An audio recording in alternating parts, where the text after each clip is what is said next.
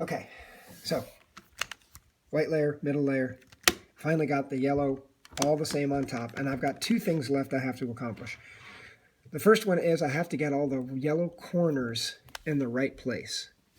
So I've got the yellow, and when I'm solving for the yellow top, I don't really pay any attention to where they are until I get them there. Once I get them there, then I'm going to get the corners in the right spot. So as you can see, our goal for this particular step is to end up with something like this, where I've got all four corners in the right spot. The good news is that when you solve the yellow layer correctly, you'll always have two corners correct. You'll either have two of them correct or all four, and if you have all four correct, you can skip this stage.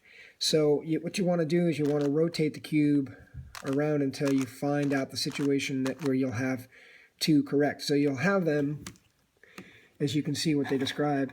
If you think about these corners as being A, B, C, and D, you'll either have the ability to set it up where A and B are correct, or A and D. And in my experience of doing this probably 100 times in the last few weeks, it's usually the sequence where I've got A and B. So this is the correct corner here. This is also a correct corner here.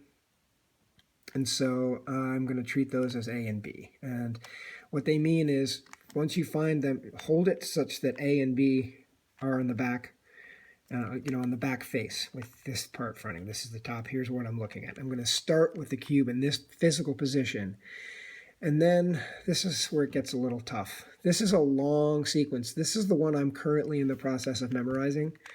I'm trying to come up with, mnemonic devices like riff, rib,